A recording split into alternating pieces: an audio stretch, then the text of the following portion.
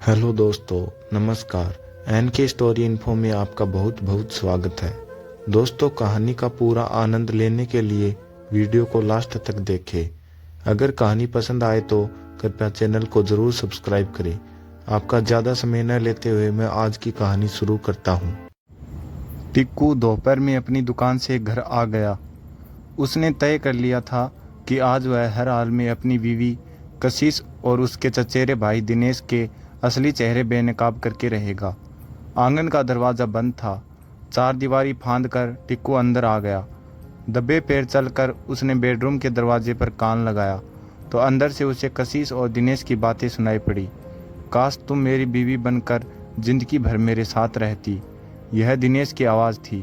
बीवी तो दूसरे की हूँ, लेकिन प्रेमिका के नाते तुम्हारे साथ बीवी जैसा फर्ज तो अदा कर रही हूँ, कशिश बोल रही थी। मैं तुम्हें जिंदगी भर के लिए पाना चाहता हूँ, दिनेश ने कहा था।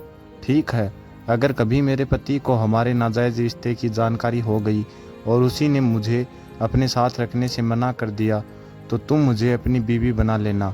मैं क्या अपनी खुशी से टिक्कू के साथ रह रही हूँ, यह भी मैं ही जानती हूँ कि मैं उससे कैसे निभा रही हूँ। यह मेरी बदकिस्मती थी कि लाख कोशिशों के बावजूद मेरी तुमसे शादी नहीं हो सकी, नहीं तो मैं आज तुम्हारी ही बीवी होती।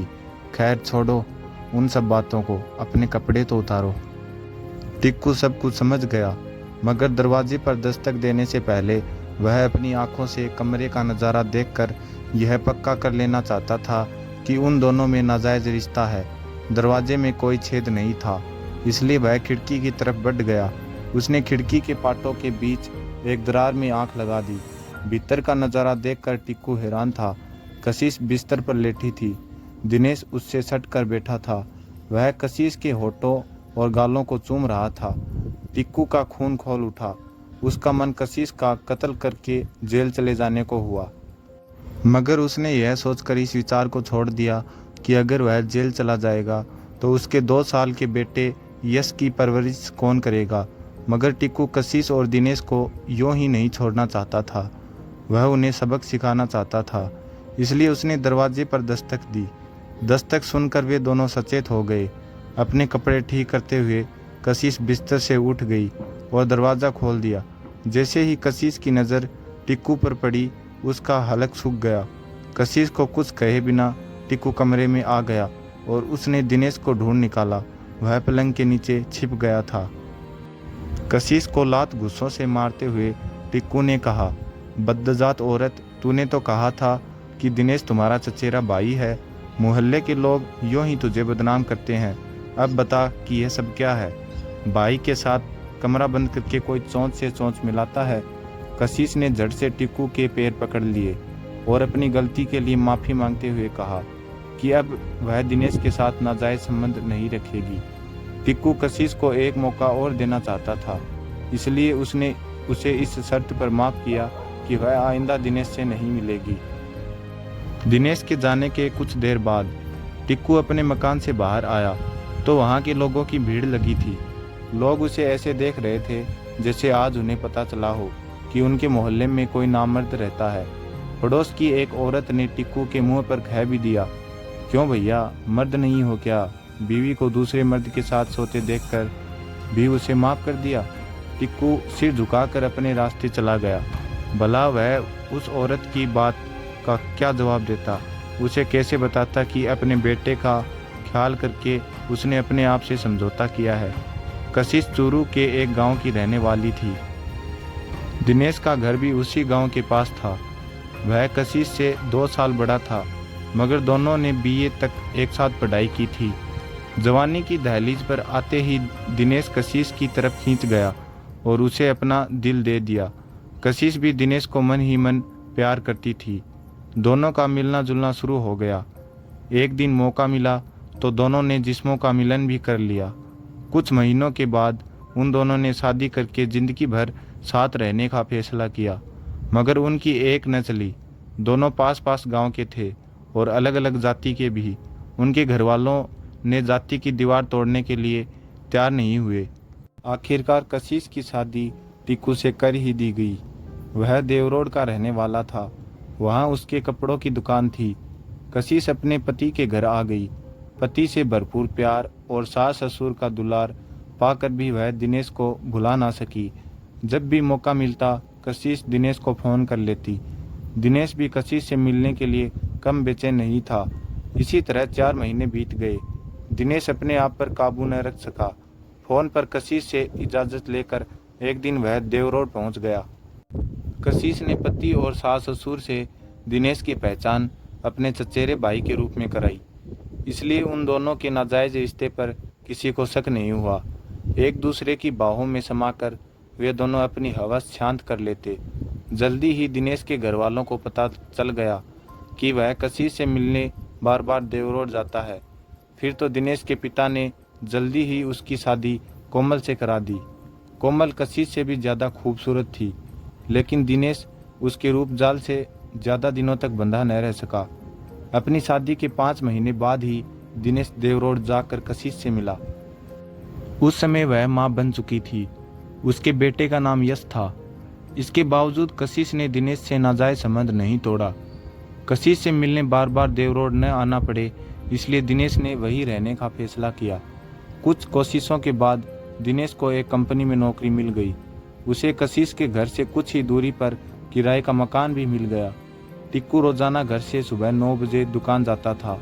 वहां से लौटकर वह रात के 11 बजे घर आता था। इस बीच कशिश पूरी तरह आज़ाद रहती थी। उसका जब भी मन होता वह दिनेश को घर बुला लेती।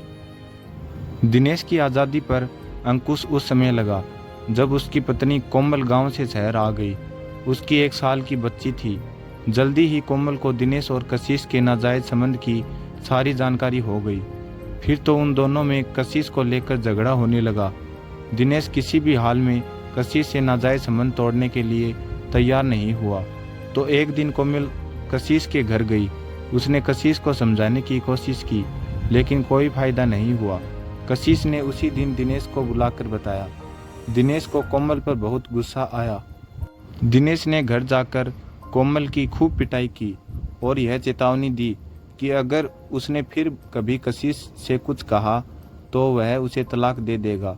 कोमल को इस बात से इतना धक्का पहुंचा कि एक दिन वह गले में साड़ी का फंदा लगाकर पंखे से झूल गई। खुदकुशी करने से पहले उसने अपनी बेटी को भी जहर देकर मार डाला था। पत्नी और बच्ची की मौत के बाद भी दिनेश नहीं सुधरा। उसने पहले की तरह कशिश से नाजायज संबंध बनाए रखा। कशिश ने भी इस घटना से कोई सीख नहीं ली। कोमल ने जब अपनी बेटी को मारकर खुदकुशी की थी, तभी टिक्कू को कशिश ने दिनेश और कशिश के नाजायज संबंध के बारे में सब कुछ बता दिया था। टिक्कू सीधा साधा आदमी था। वह मन में छल कपट नहीं रखता था। सो एक दिन उसने कशिश से पूछा, क्या यह सच है कि दिनेश से तुम्हारा नाजायज रिश्ता है? तुम दोनों की वजह से ही दिनेश की पत्नी ने खुदकुशी की थी। पहले तो कशिश घबरा गई, मगर तुरंत उसने अपने आप को संभाल लिया और बोली, यह आप क्या कह रहे हो? मोहल्ले वालों की बातों में आकर भाई बहन के पवित्र रिश्ते पर लांछन लगा रहे हैं आप ही बताइए कि क्या मैं चरित्रहीन लगती हूँ? यह कहकर कशिश फपक कर रोने लगी। टिक्कू को उसकी बात पर भरोसा हो गया और उसने उसे यह कहकर चुप कराया कि अब वह उस पर शक नहीं करेगा। इसके बाद 4 महीने और बीत गए। एक दिन टिक्कू के पड़ोस की मुँह बोली भाभी ने उसे दिनेश और कशिश की सारी करतूतें बताते हुए कहा कि अगर उसने जल्दी से कशिश और दिनेश के नाजायज संबंध को नहीं रोका तो मोहल्ले के लोग उसकी बीवी पर जिस्म फरोशी का आरोप लगाकर पुलिस के हवाले कर देंगे। टिक्कू को अपनी मुँह बोली भाभी पर पूरा भरोसा था। उसने दिनेश और कशिश को रंगे हाथ पकड़ने का प्लान बना लिया। अगले दिन ही टिक्कू दुकान से घर आया और उसने कशिश को दिनेश के साथ पकड़ लिया।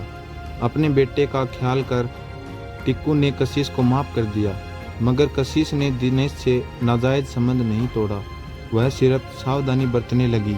1-2 महीने के बाद जब कशिश को लगा कि मोहल्ले के लोग अब उसके पति के कान नहीं भरेंगे, तो उसने फिर से दिनेश को अपने घर बुलाना शुरू कर दिया। एक दिन टिक्कू को एक काम से किसी रिश्तेदार के घर पटना जाना था। कशिश को 4 दिन बाद लौटने की बात कहकर वह चला गया, मगर उसकी ट्रेन छूट गई और वह घर लौट आया।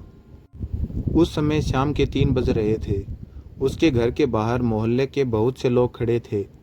टिक्कू ने उस भीड़ में एक से पूछा, क्या बात है? हम लोग यहाँ तमाशा देखने के लिए खड़े हैं। तुम अंदर जाओगे तो खुद ही जान जाओगे कि कैसा तमाशा हो रहा है। टिक्कू उस शख्स की बात समझ नहीं पाया। वह चुपचाप आंगन में चला गया। उसके बेडरूम का दरवाज़ा बंद था। पड़ोस में रहने वाला एक 17 साल का लड़का दरवाजे से आंख लगाए खड़ा था। टिक्कू को गुस्सा आ गया। उसने लड़के का गिरीबान पकड़कर पूछा, मेरे घर में ताक झाँक क्यों कर रहा है? चल तेरे बाप को तेरी करतूत बताता हूँ। वह लड़का भी कोई कम नहीं था। उसने तुरंत जवाब दिया, मेरे बाप को बाद में बताना, पहले दरवाज़ा खुलवा। अपनी बीवी से पूछ कि तेरे रहते वह गैर मर्द के साथ कमरा बंद करके क्या कर रही है। टिक्कू के हाथों के तोते उड़ गए। लड़के ने अपना गिरेबान छुड़ाया और अपनी राह चल गया। टिक्कू ने गुस्से में दरवाज़ा पीटना शुरू कर दिया। टिक्कू को देखते ही कशिश डर गई।